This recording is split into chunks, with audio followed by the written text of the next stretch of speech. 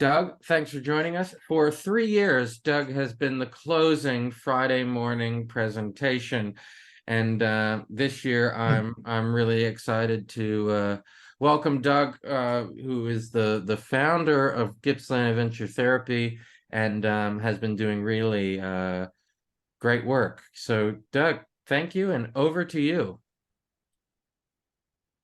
Thanks, Will. I love it when you say founder. It makes me sound like I've got a large organization, but it's actually just me. I'm really sorry for my voice. I'm pretty I'm pretty sick right now. So we will just soldier on.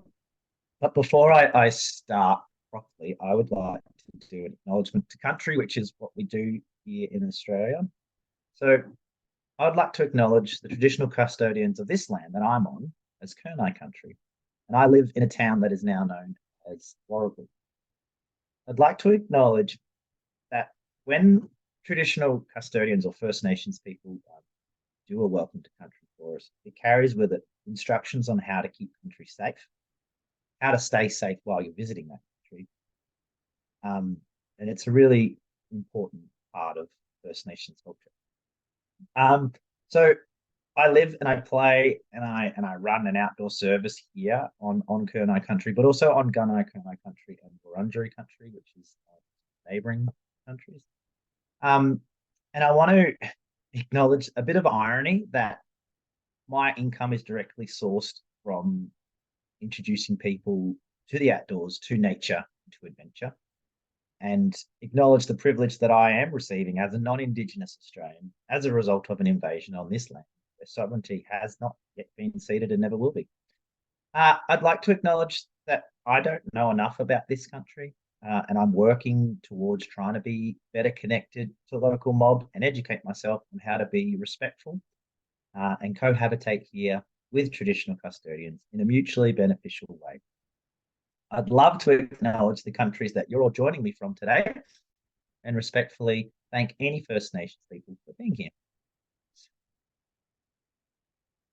So, professional youth work outdoors is the topic that I'm chatting about today, which is kind of funny for me.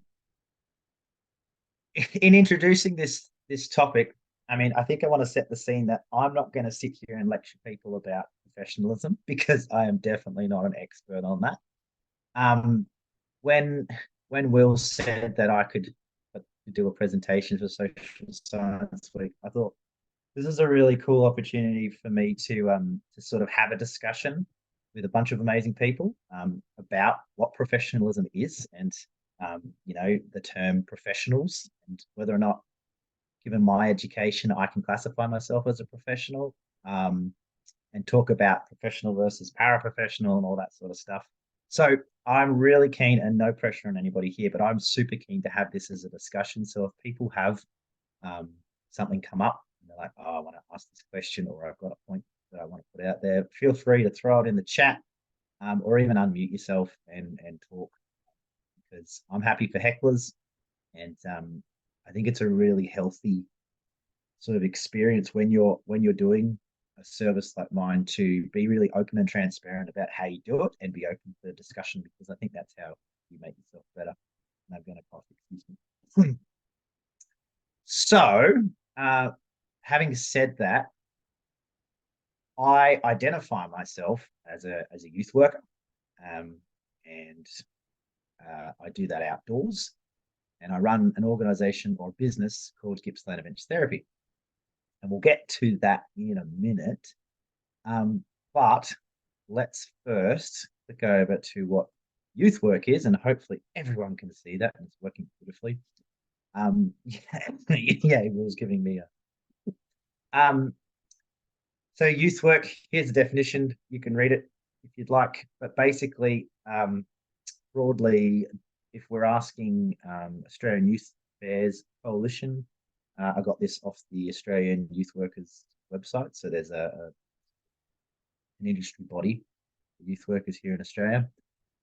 Basically, a youth worker is someone who is working sort of collaboratively with young people and trying to put their interests first through advocating, sort of helping them to understand their autonomy, and helping them to participate in society and sort of understand their rights. Youth worker, I think there's a lot of similarities there to other professionals, but I think that's where I fit as close as possible. Probably important now to mention that I am not an accredited youth worker, so I don't have an accreditation with, say, a industry body, nor am I an accredited social worker or community worker. So we'll get to my education in a minute, and we'll start to make sense why Doug is so open about whether or not profession. Cool. Let's go to the next one. Ta-da! This is funny. If you ever do a presentation and put a photo of yourself on, and then you see it in the big screen, it is quite confronting. Well, I made it kind of black and white, so it was just a little bit easier for me. But here it is. This is Doug putting himself out there, and this is where we get to sort of unpack whether or not I'm allowed to call myself a professional or not. And look, I think we're not really here to get answers and sort of definitively say one thing or another. But I think this is just a really fun way of sort of looking at our field and who's in it, and what is a professional. This is my education. I've got a diploma in outdoor recreation. I've got a diploma in community services work. I have a graduate certificate in developmental trauma. I don't even know what a graduate certificate is, but I've got one. I don't have a degree, so I think normally a grad cert comes after a degree. Is that right, Will? You're the professor here. You're just shrugging your shoulders. You don't even know. It's very Australian. I'm too American to understand these words. That's a cop out. So, and then obviously I've got various nationally accredited adventure guiding and rescue competencies, but I'm not going to list them here. So just sort of under that thing, all of the outdoor activities. So that's my formal training. And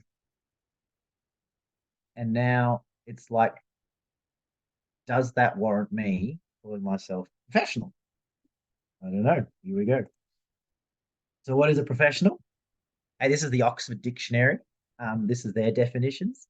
Professional is a person who does a job that needs special training and a higher level of education. Great.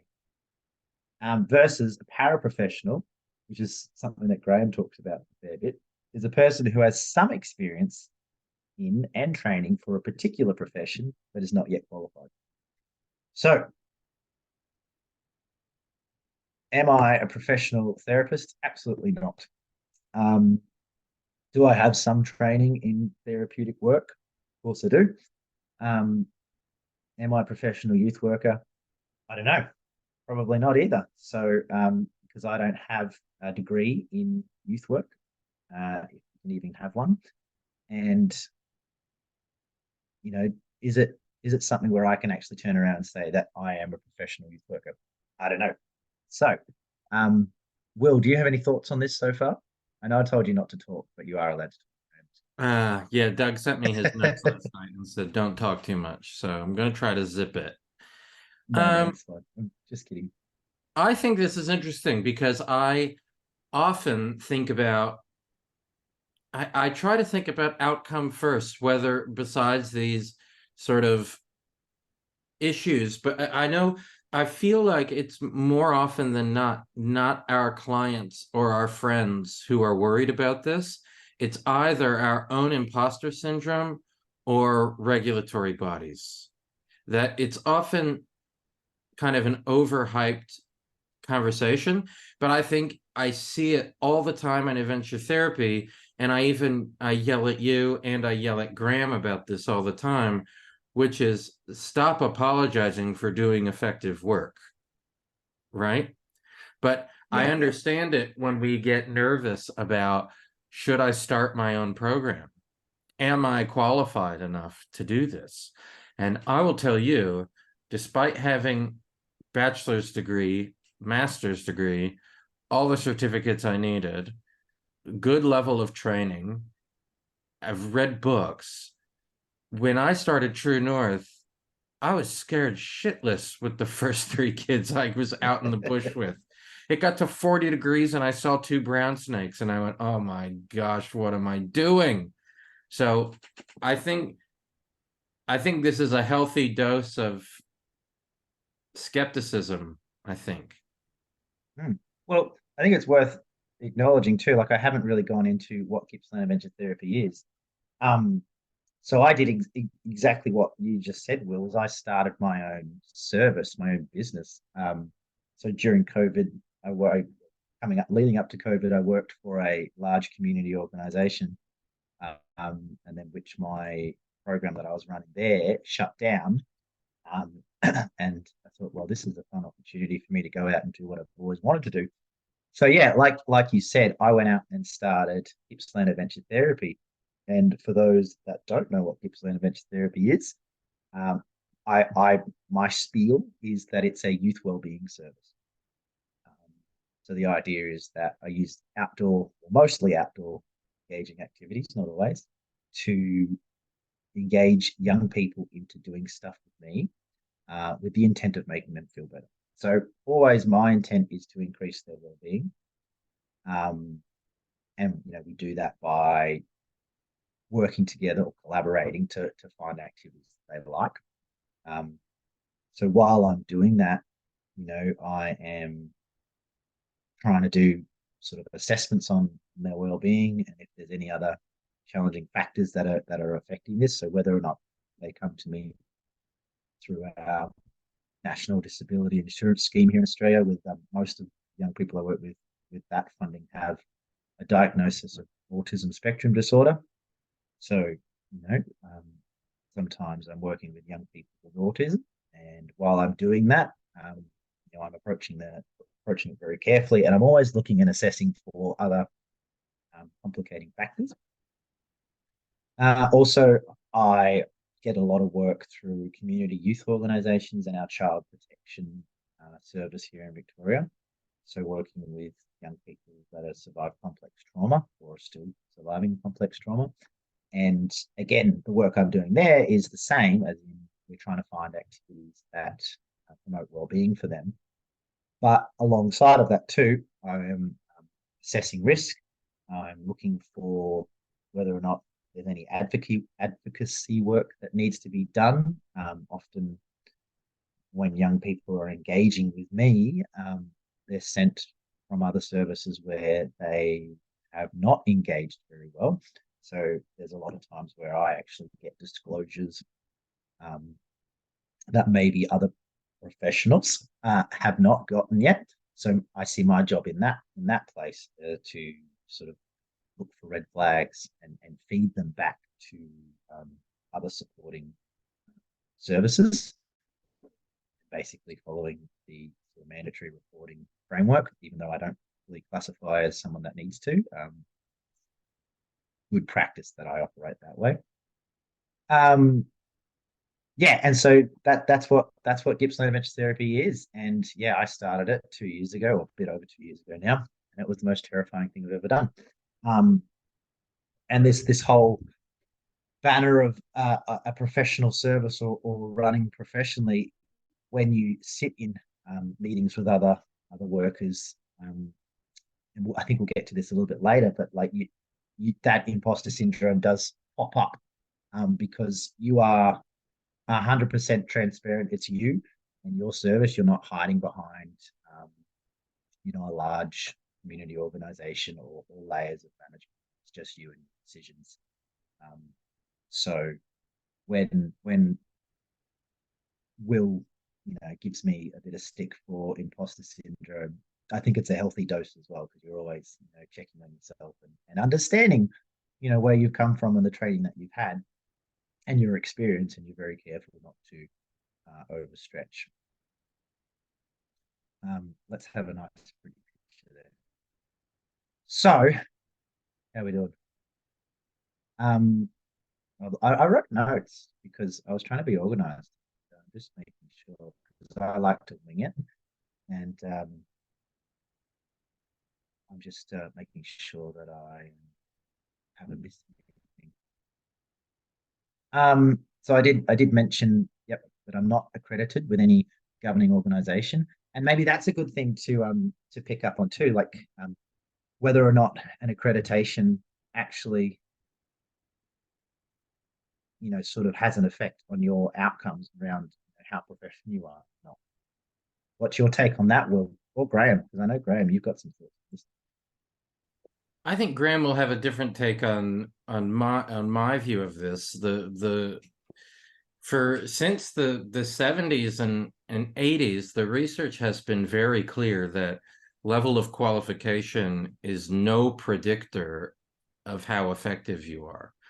And this is, I think, something that's quite alarming to a lot of people. I also think it's incredibly liberating of a finding. I think it should encourage us all when we try to consider, what should I become? A psychologist? Should I be a social worker?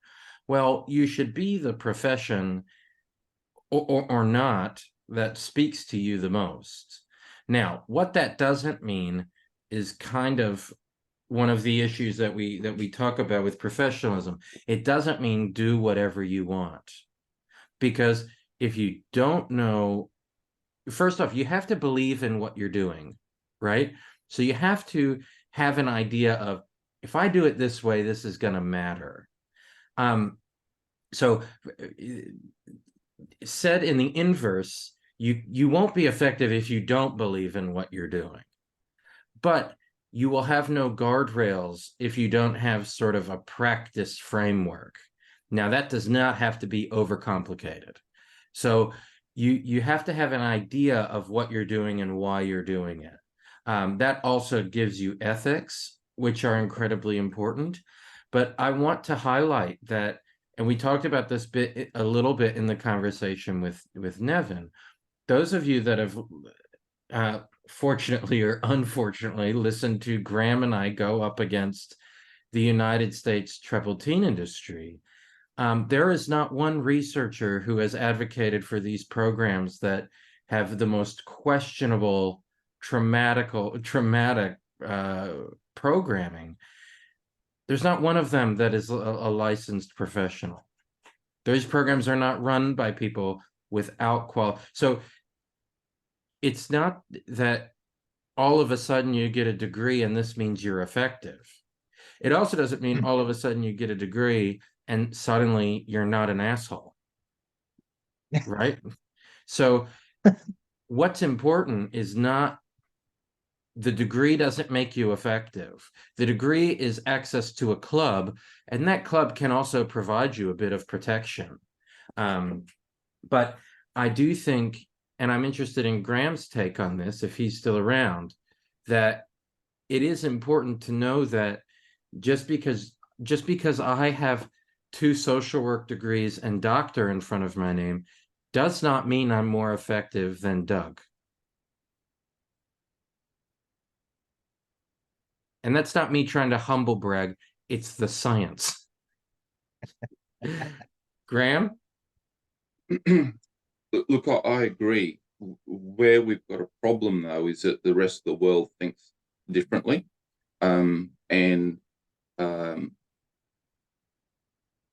So we've got a big problem in Australia in terms of the number of young people who require some sort of assistance in the mental health category, but aren't seeking services, and they're not being served by anybody. Nobody is providing any help for these young people at all. That's partly because there's not enough therapists. You can't you can't book with a therapist. The second thing is, young people don't want to go to therapists. They don't want to go into a room and talk to somebody who's an expert. Young people tend to be more relationally driven, and so they need a relationship before they're actually going to take any, so basically take notice of what people can do to help. So we've got a large group of people who need help that's not being able to be delivered by the current system, but the system doesn't recognize people who aren't registered professionals. And without that registration, you don't get paid. So we've got a solution in front of us, in that we've got some really talented people, as you said, Will, who can do as an effective job but they can't access these youth workers because they're not registered. The only way to access a youth worker generally is either through NDIS, which is a thing but doesn't actually apply to a whole lot of these people who aren't getting services. They're not on the NDIS, or it's through a service that gets a big grant from government, and you have to be in that service. So you can't just ring up the place and say, hey, I need 6 sessions of youth work.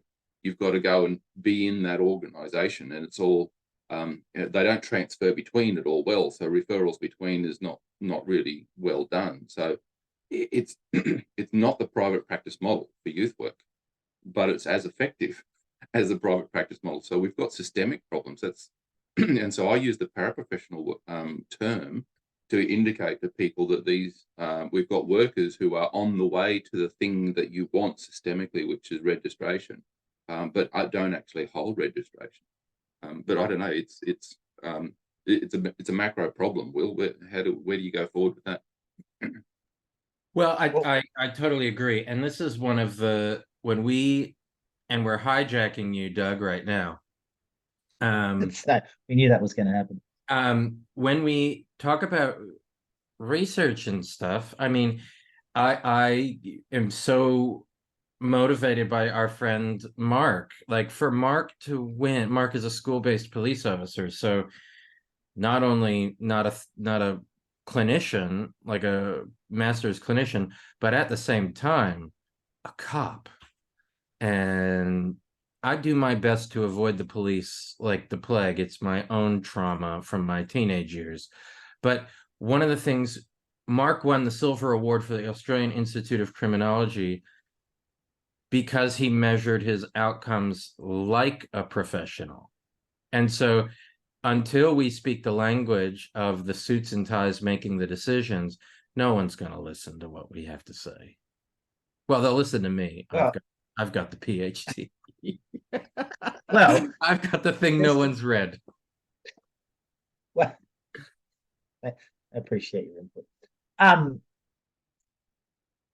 Just sort of picking up on where Graham, you were talking about, you know, the if you're not accredited, you don't get the funding. I think it's worth me acknowledging my own unique situation here, because what I've done, and not through good strategy, I tell you that.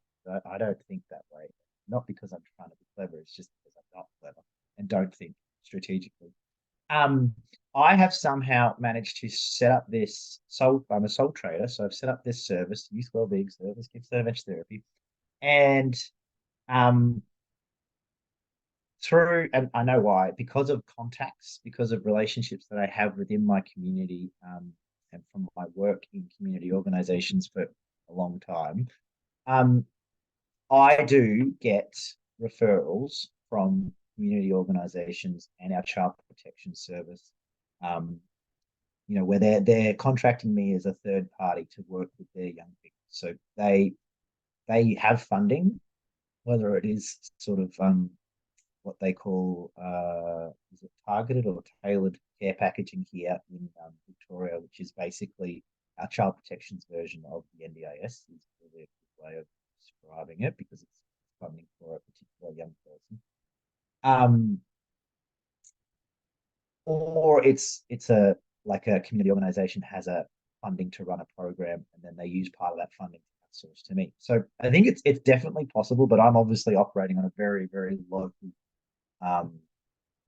scenario, and it is very much my good friend and mentor Trish, who is actually here today, tells me, you've got a great reputation, but don't stuff it up, because once you lose it, it's gone. So, I'm operating on a very micro level here, but I think it's good to show that it is actually possible to do this work, to reach young people that aren't covered by NDIS. But again, still, there's a whole bunch of young people which I can't work with, partly because I am only one person, but also because there's a bunch of young people that don't have involvement from a community organisation that could benefit from this sort of work to increase their well-being. And parents and carers, don't have any support and can't afford to pay for my service. So I've got here in my notes the juice, which reminding me why I wanted to chat about this. Like, why am I talking about professional youth work or professionalism in general? And I think a big thing for me is in Australia, with the introduction of the NDIS, and for those of you that don't know, it's the National Disability Insurance Scheme, which has been around for about 10 years now, or a bit longer, which basically anybody that has a diagnosable disability is eligible to receive flexible funding from this government body, which the intent is to enable them to become more independent in the world and build their capacity to live a good and fulfilled life. But what this has done is all of a sudden anybody can get an ABN and suddenly become a disability. And whether it doesn't matter who you're working with, if you're working with somebody who has complex needs, all of a sudden you're working with a very vulnerable and complicated or complex individual, and in my context, young people, and that requires a certain amount of experience and definitely training. Like I'm definitely against gatekeeping in terms of who can do this sort of work, and never want to tell people they can't. But I strongly believe and advocate that we need to hold ourselves accountable to the work that we do and acknowledge the complexity and the vulnerability of the people that we're working for. And then in turn, you've got to be really aware of your own capabilities as a professional or paraprofessional, however you want to label it, so that we can engage safely with these people. So what we've seen in Australia with the NDIS is, anybody can turn around and go, oh, this looks pretty cool. Got myself an ABN, I can become an unregistered NDIS service, and all of a sudden technically I'm a disability worker with no level. So I think that's why I'm so passionate about advocating and promoting professionalism in the field of working with anybody that needs help. And because I decided to start my own service, I looked and was reaching out to people like Graham and Will and many others, to go, hey, I'm going to do this. How do I do it safely? And a part of that is, I started a peer support group to try and help me, but also anyone who, like me, was getting into this field, had somewhere to go where they could actually get useful and helpful sort of support, so that they don't make mistakes, because there's no need, for everyone to recreate the wheel, because at the end of the day, you've got very vulnerable people who are relying on you, and we just can't afford to make mistakes. That's why professionalism, that's why I'm so passionate about this. I put these up here because it's just a pretty photo. So this is just an example of some of the activities that I run. Oh, sorry, that's annoying, that mouse.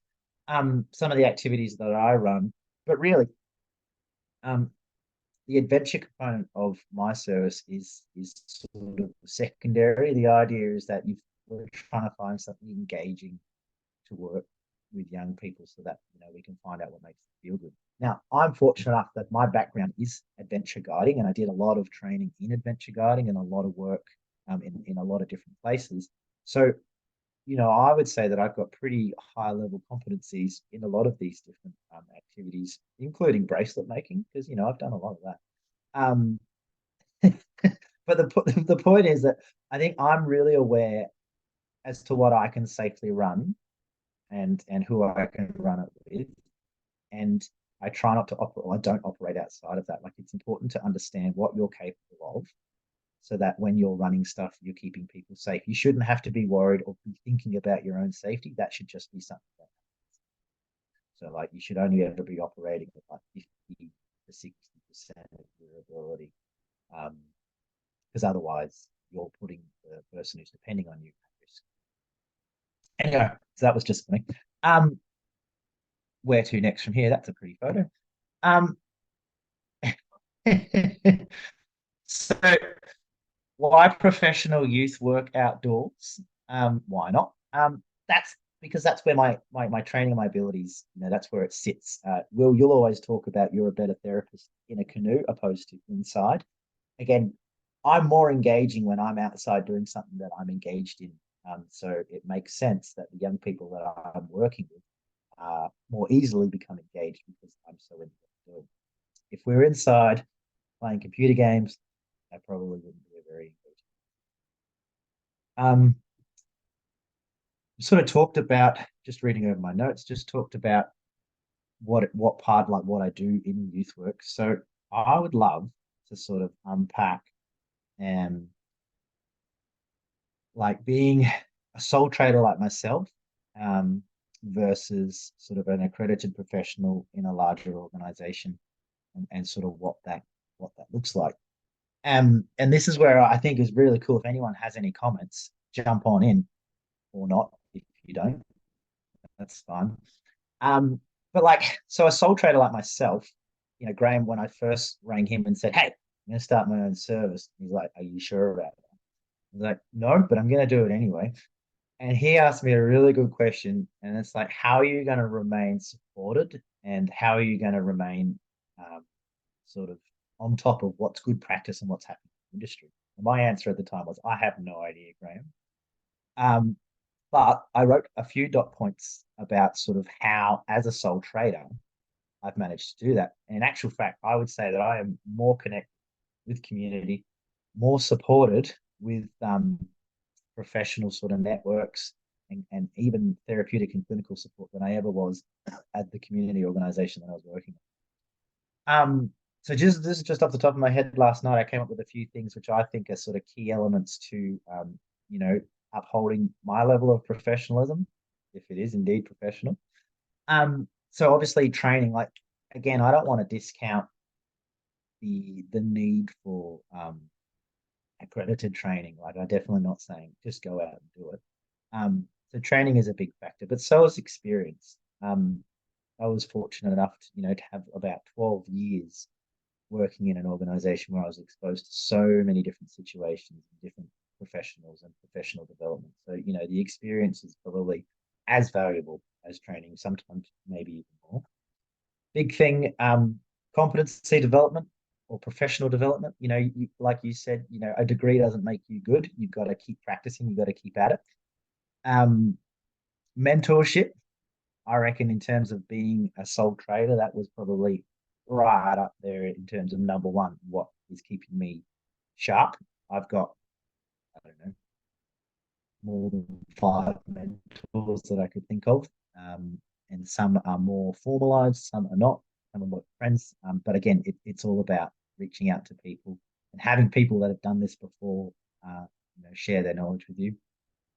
Clinical supervision, I get it. I have a psychologist I chat with every month, and we go through all the young people that I'm working with, and she helps me stay in my lane as a you know, in one way of putting it, but also helps me to sort of understand maybe some things that I need to be a little bit more curious about, or perhaps even notify other services. Peer support is you know, there's other businesses out there that are doing similar things to me, and we catch up monthly, and we talk about different topics that are relevant to what we're doing. But you know, we have a Facebook group, and we're always asking questions, and together we're sort of solving problems. And then you've got like the industry bodies. So I could become an accredited youth worker. I'm not sure how that's going to help me remain professional or not. But I think if there's an element of accountability, if you become an accredited professional and you need to prove your worth every year, I reckon that's probably got some merit, and maybe you need to do certain levels of professional development with that accreditation. Reviewing and implementing client feedback.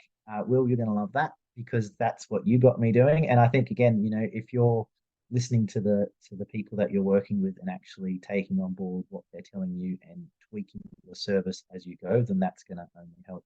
And then knowing your capabilities and staying to them. Don't try, like, I'm not trying to be a psychologist. I'm not trying to be a therapist. I'm also not trying to be a world-class surf coach. Like, I know what I can do, and I stick to it. So is the juice worth the squeeze? That's the question. What do you reckon? You know, I personally don't think there is the best way or the right way to do this, but I think it's worth acknowledging that there's not just one way. So,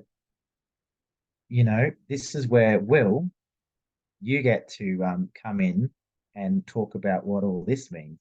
So, for those that have known Will, you'll know that he is evangelical about a thing called feedback informed treatment, which is Will, you can explain what feedback informed treatment is. Well, there's a lot of stuff I've done about being dogmatic and evangelical. And Graham already turned his camera off the second you pointed to me, so he's probably going to lie down because he's heard it all before. But firstly, I put in the chat, I did some digging while you were talking because I wrote some notes, and you were talking about Trish and how important supervision is. I already had the note, important to know to stay in your lane, written down while you were talking, so you already touched on that. And you brought up being in your community and having these contexts, and how when you mess up, like, first off, no business outside, like, don't think like a therapy person for a second. No business wants bad outcomes, right? So, like, if you have someone who comes and mows your lawn and that person does a crap job, you're not going to recommend that person to your neighbor. That person then doesn't get the chance to recommend that person to that neighbor. So I did some digging about professionalism, Doug. Professionalism, is not the job you do, it's how you do the job. Professionalism involves consistently achieving high standards, both in the work you do and by the way you behave. Being professional helps you to achieve high quality results while impressing and inspiring others and feeling good about yourself. Now, despite having a cold, I think you tick all those boxes. So that's pretty cool. I'm sure ChatGPT wrote this, so just saying I copied it from somebody else. But when crunching Doug's numbers, and we've implemented feedback informed treatment, which is in one case the easiest way to measure your outcomes that you will ever learn.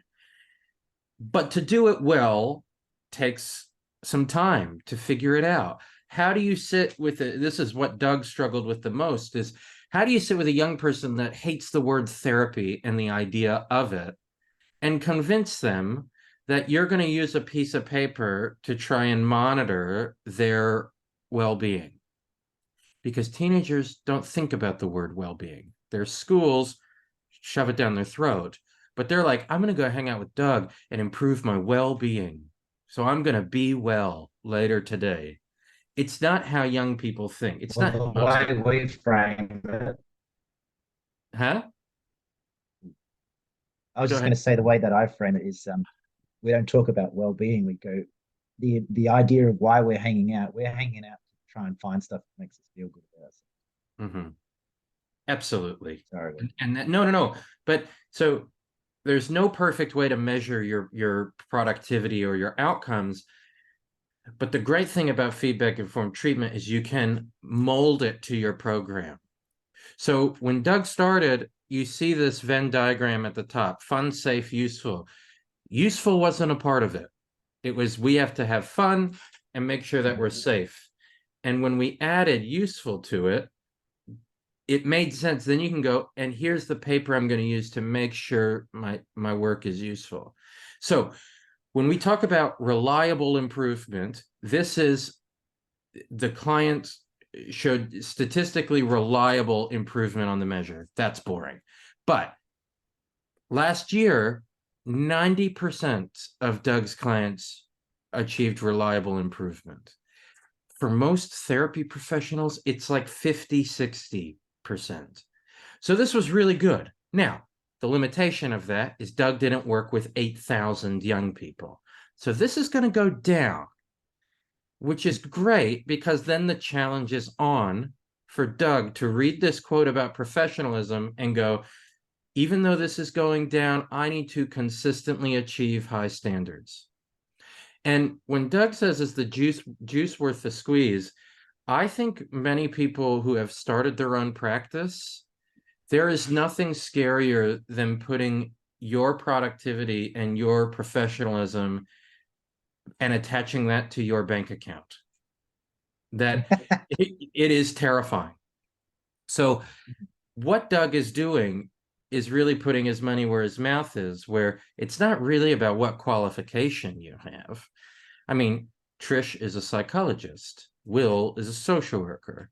You all should be bowing to us because we have the I'm just kidding, of course. We should be looking at who's doing effective work, right? And I just want to add this and then I'll shut up, I promise. One of the things that's changing when we look at wait lists at Headspace, right? I've watched the news and I saw an article came out today with where are the hot spots where youth suicide is at its highest. Well, it's at rural locations. And the article ends with, and this is why we need more psychological services run by clinical psychs. I have nothing against the clinical psychs, but the ATAR required in Australia to get into a psychology program, the schools that are pumping those people out are not in the locations where youth suicide is the most rampant. So we kind of need to shift our focus.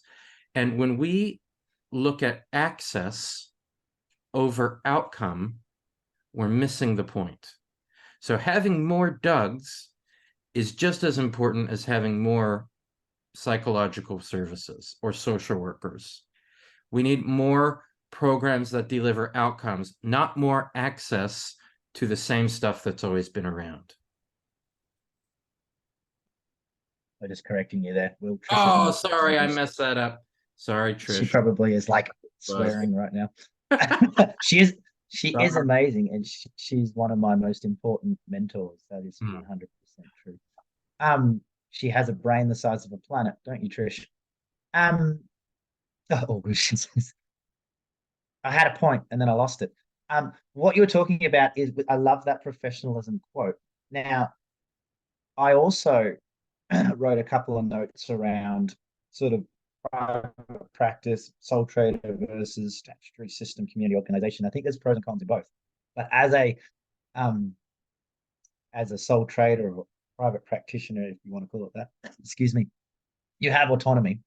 And this whole achieving high standards and inspiring others and feeling, because your entire livelihood depends on you doing a good job. So you have so much motivation to do a good job, because if you don't, you're not paying your mortgage, because word will get around that you're no good.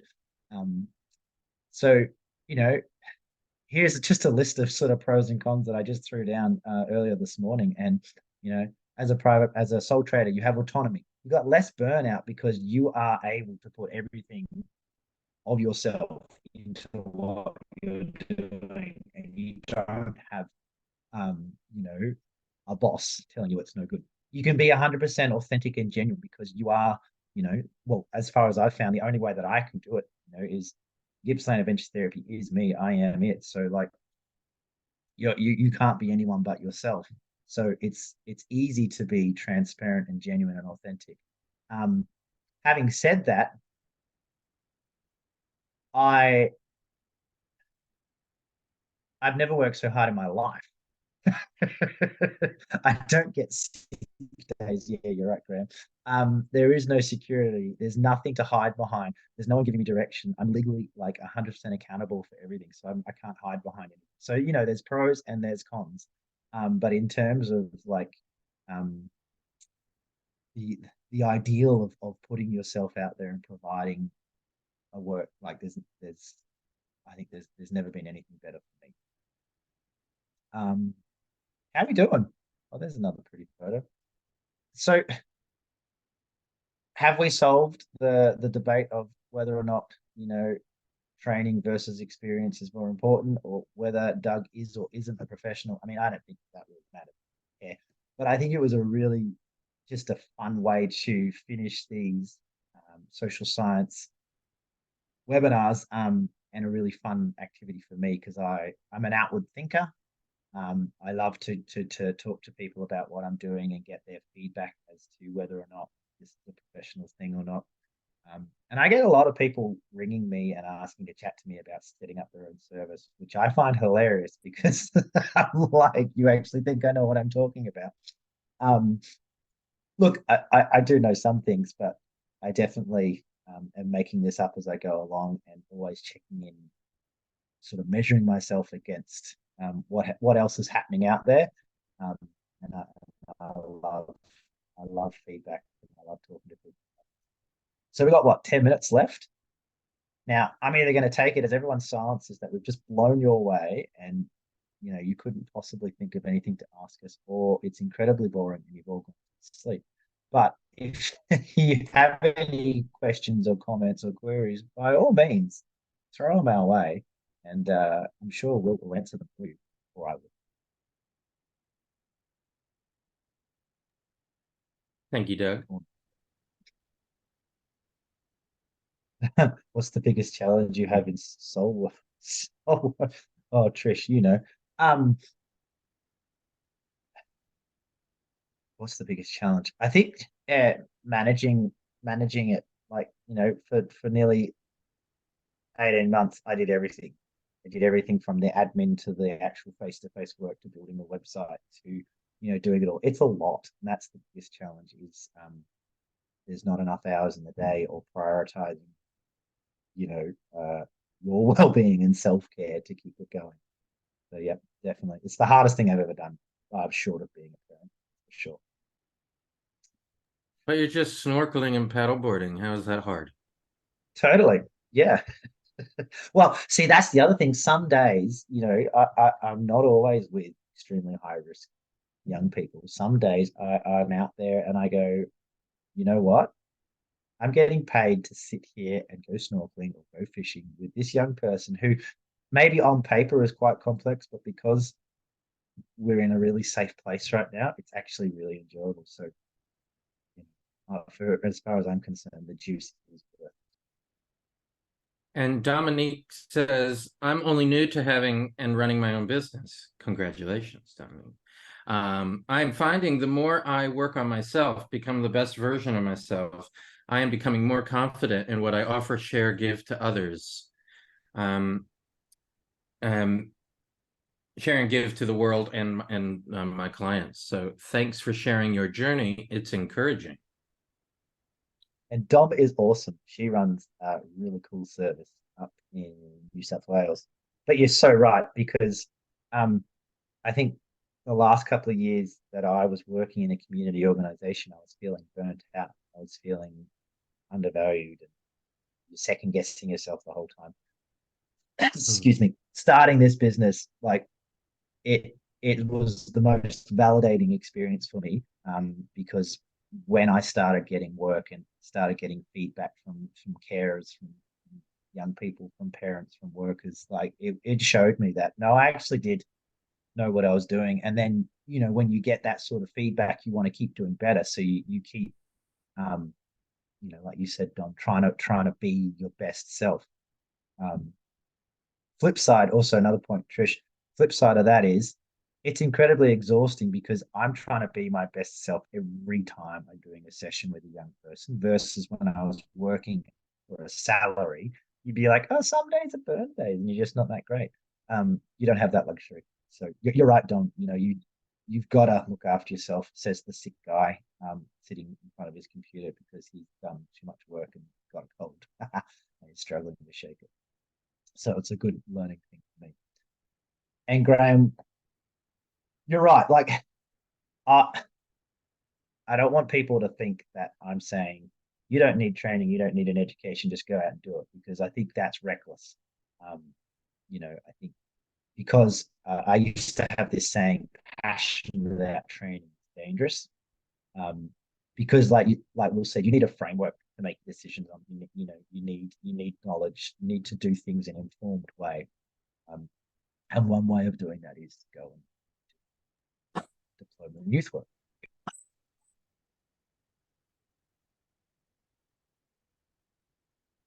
Can I add to that what I put in chat? So a single diploma will get you almost a year's credit at a university for, in less than 1/3 of a university degree, but you're as effective as somebody who's got a 6-year degree and is registered and recognized by everybody. And that drives me nuts, because our whole system is focused on a particular way of working and not recognizing the other stuff.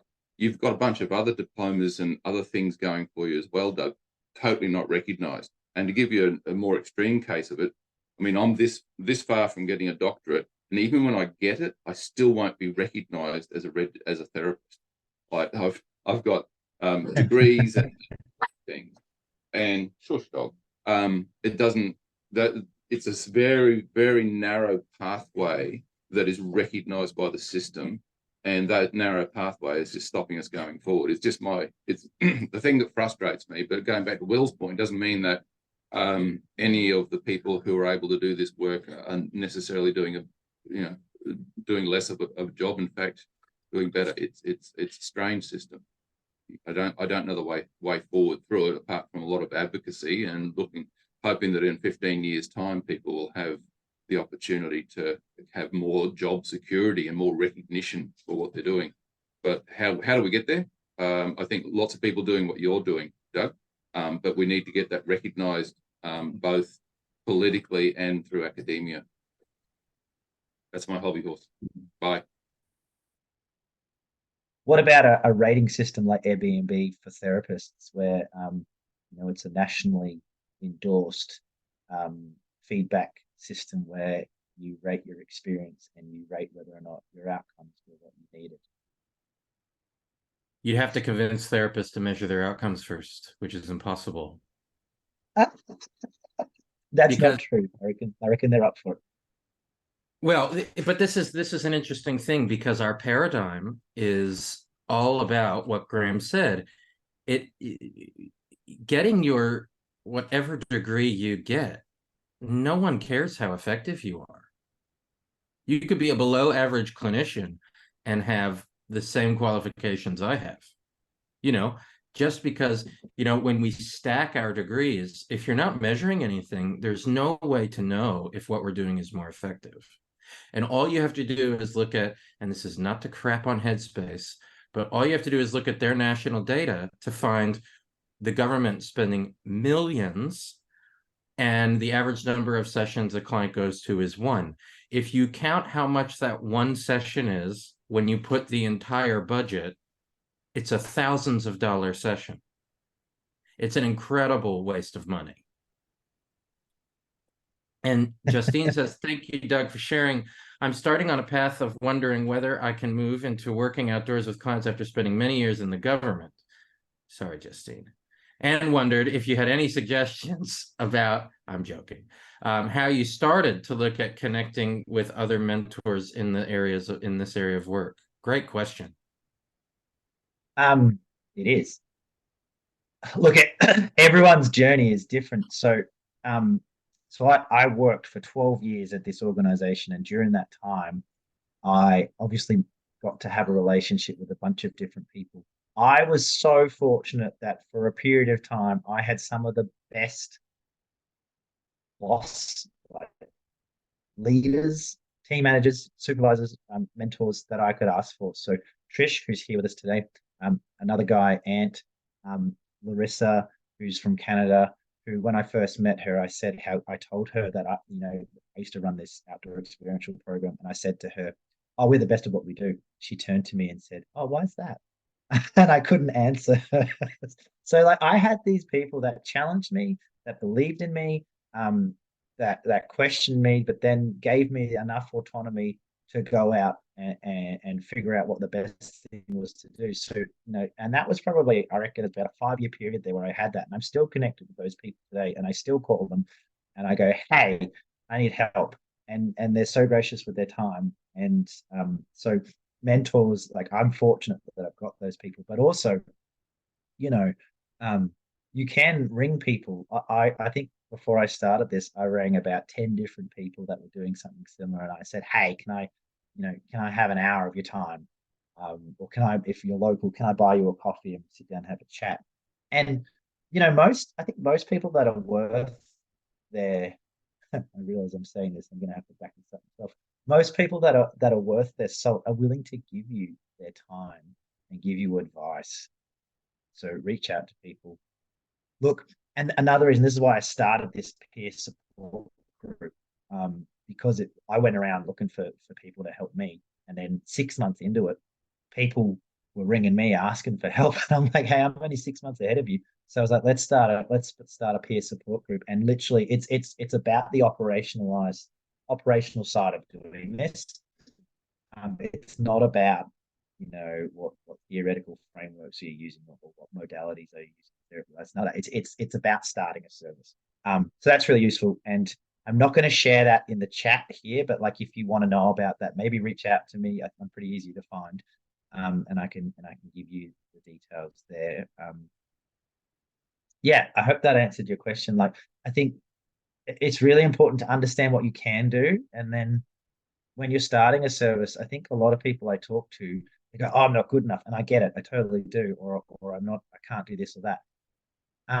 Focus on what you can do and be really transparent about it. I remember years before I even thought this was possible, I was talking to Nick Hall in Tasmania, who's a psychotherapist, and he was probably one of the first people in our area that sort of started a walk and talk service, and he's been doing it for a very long time. And I rang him up one day and I was like, "Hey Nick, I've got this idea of doing this thing, but I think I need to go and become a counselor first." And he said to me, "He's like, well, why? Like, if you're transparent about what you can offer, and you don't try and do anything other than that, there's no reason why you can't run a service." And then here I am, probably 10 years later, doing exactly that. So yeah, be be be transparent about what you're delivering and just go with that. Well, good. It was useful. Thanks, Justin. Rach has written, I also started doing this work after 19 years in government, and recommend and also echo the advice reaching. Oh yeah, awesome. Well, I think we're just about 1 minute to go. Thank you, Will, for giving me this opportunity to close Social Science Week again for the third year running. I hope I've done it justice. And I really appreciate everyone being here and engaging and sending the messages. Yeah, been wonderful. This is fun. I always love doing these. It is fun, and I really appreciate you bringing in an important conversation about adventure therapy and about youth work and about the political climate and all of these things. And it sounds like we're with the people here, we're all growing in our community, which is amazing. And so, as my dear friend Leif in Norway said, share everything. And you don't have anything to hide, because no one will ever be as good as you are at doing what you know. So, said in a more negative way, no one will give a crap about your business as much as you do. So, if you just give everything away, it will grow your business, and you get to share that abundance. Absolutely. And read the book Yourself Solid. I'll put that in the chat. I do want to just reiterate that share everything, because I know when you told me about that, that's something I live by. Because again, no one else is going to be me. In my back, did I go frozen there? Yeah, no, you're good. um, yeah, no one will be you. Yeah, no one can do what I do the way I do it. Just like no one can be Graham, no one can be Will, no one can be Dom. So you don't have any secrets. Everything that I've done has already been done. So don't kid yourself that you are the master of all these secrets. But if you share it and you help everyone, other people are going to get better, and then we all benefit. All the ships rise with the incoming tide, and especially in this sole trader space with the NDIS, it only takes a few bad operators for everyone else to get a bad name. So it's even more important to share everything and help each other do a good job, because less people get hurt, which is probably reason number one. But also reason number two, then our field as a whole gets the benefit. So yeah, share everything. That's a good way. Share everything. I think it's so important. I went up to Norway to do this research project, and we're driving to the wilderness therapy program.